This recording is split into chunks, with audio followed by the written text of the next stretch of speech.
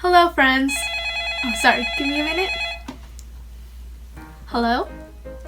Yes, this is Crystal. You want my banana bread recipe? I'm sorry, sir, but that information is top secret. You're in dying need of it? Well, I'll think about it. Thank you for calling. Bye.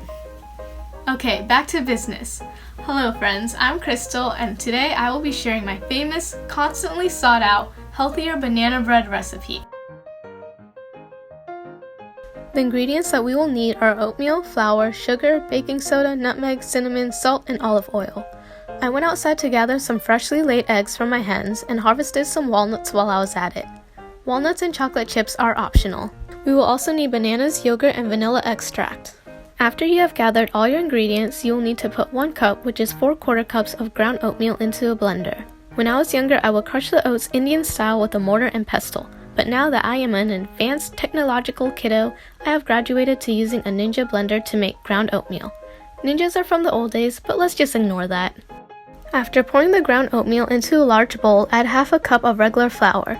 You can substitute the flour with more oatmeal if you're really feeling healthy, but I find that the bread isn't as crumbly and has a better texture with a little bit of flour.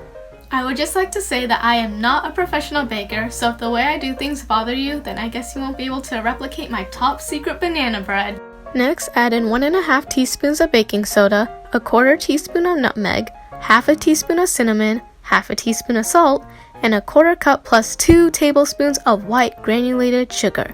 The measurements are kind of weird because I usually make 2 loaves, but this recipe is only for 1 loaf. I realize that most families probably don't eat as much banana bread as my family and I do. Well, mainly me. So I did all the fancy math and divided everything in 2 for you guys. After combining all the dry ingredients, grab a spatula and mix it all together. Next, you will need 3 banana phones. This is the key ingredient. Make sure they're ripe too. 1,000 years old should be good. If you don't use them, your banana bread will be mediocre at best.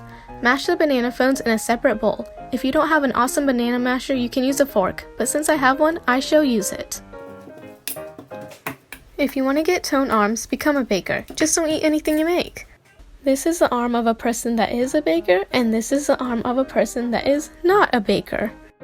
When you're done making banana soup, add in 1/4 cup of plain yogurt. I usually use Fage Greek yogurt, but since we are out, I'll be using this Mountain High yogurt instead. Then add in 1/4 cup of olive oil.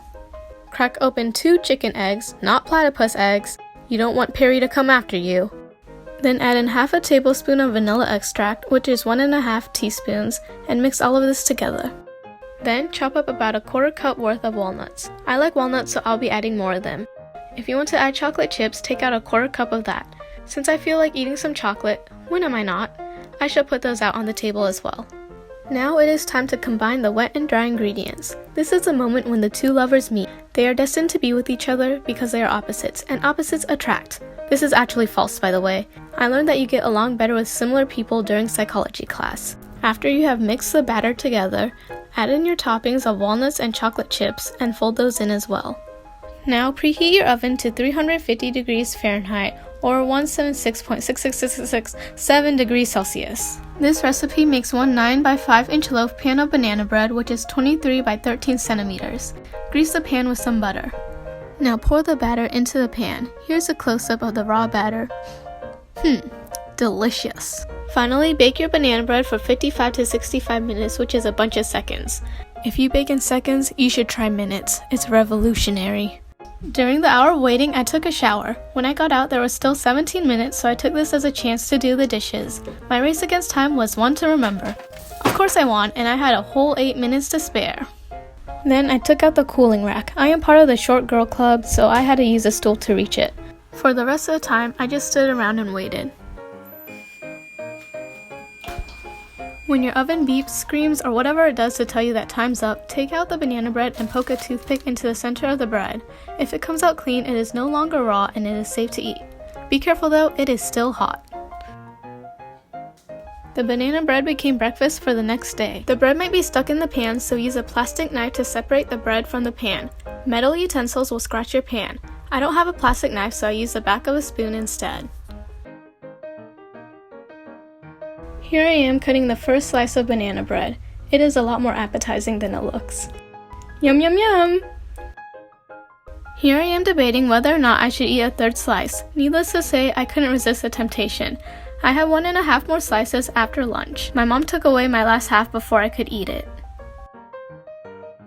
Well, hopefully I have not only saved the man who is in dying need of my recipe, but also satisfied your burning desire to know how I make my top secret banana bread. Thanks for watching and see you guys next time. Bye!